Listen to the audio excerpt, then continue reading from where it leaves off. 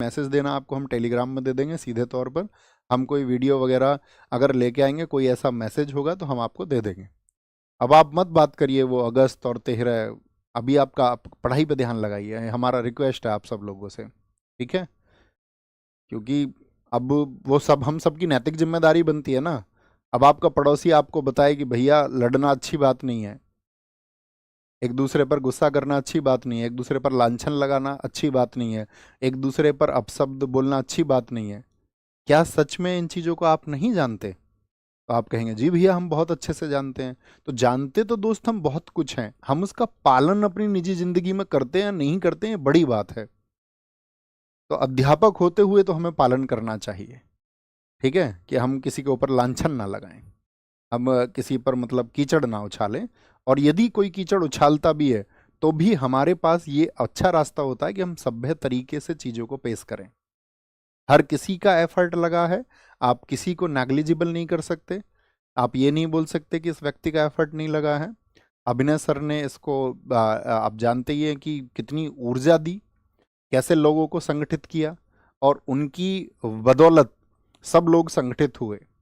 आप ये नहीं कह सकते हैं कि जी आदित्य सर ने इसके लिए एफर्ट नहीं लगाए।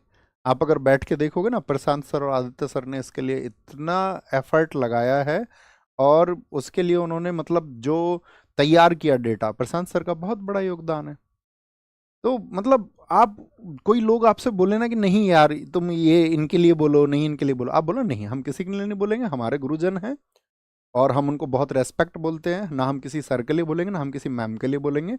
हमारा काम है सर से अच्छा पढ़ना, और कभी हमारे अधिकारों की लड़ाई के लिए कोई आगे जाता है तो हम उसको पावर देंगे, शक्ति देंगे। वो देनी भी चाहिए, क्योंकि आपसी डिस्प्यूट से बात नहीं बन सकती है दोस्त। आपको पता है गांधी जी अपनी अंतिम अवस्था में थे, और ये बात है, हम आपको बताएं, ये बात है दिसंबर दिसंबर 1947 की।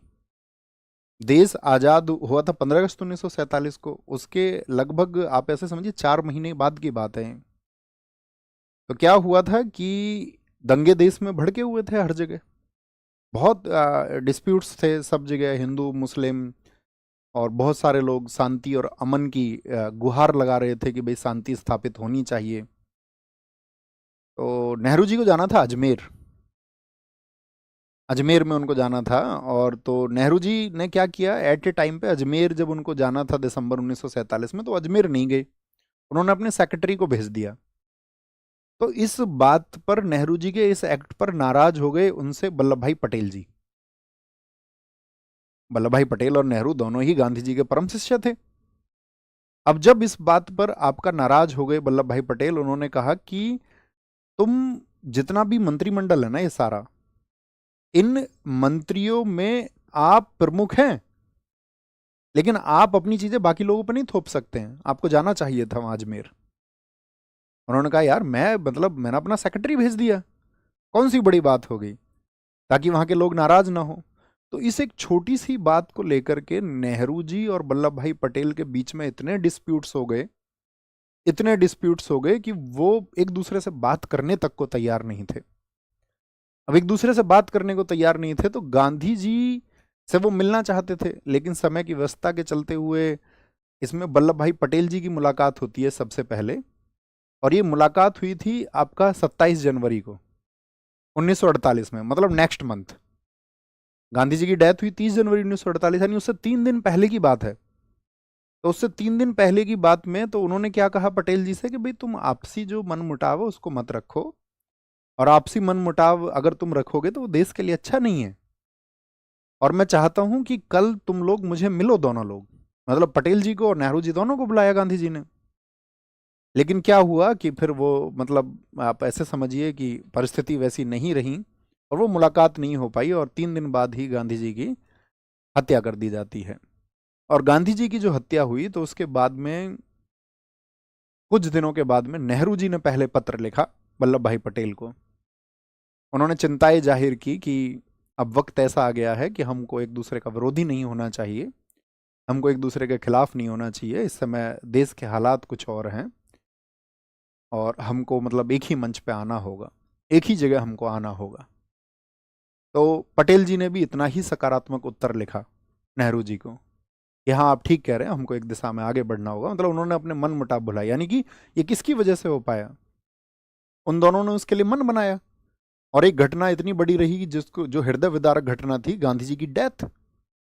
तो कहने का मतलब क्या है, हम इतनी घटना आपको क्यों बता रहे हैं, और ये जीवन का एक शिक्षा हम आपको दे रहे हैं, एक सार हम आपको दे रहे हैं कि कभी कभी कोई और हित महत्वपूर्ण होता है आपसी मनमुटाव से कहीं ज्यादा।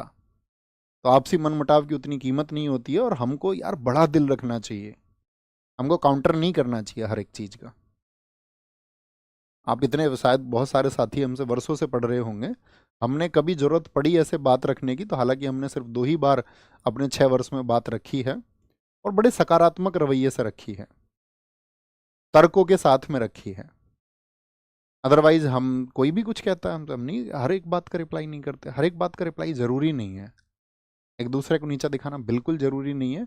और कम से कम अध्यापकों को तो इस मानसिकता से ऊपर आना होगा, और आप लोग भी इसके जिम्मेदार हैं। आप ये बोला करें ना, जब कोई उस तरह से छीटा कसी करे तो आप बोला करें, नहीं मैम, नहीं सर, ये नहीं चाहिए हमको।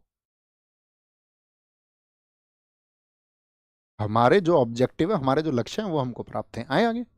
समझ पाए मेरी बात को? थम्स अप करके बताइए क्या मैं समझाना चाह रहा हूँ। और ये ऐसा नहीं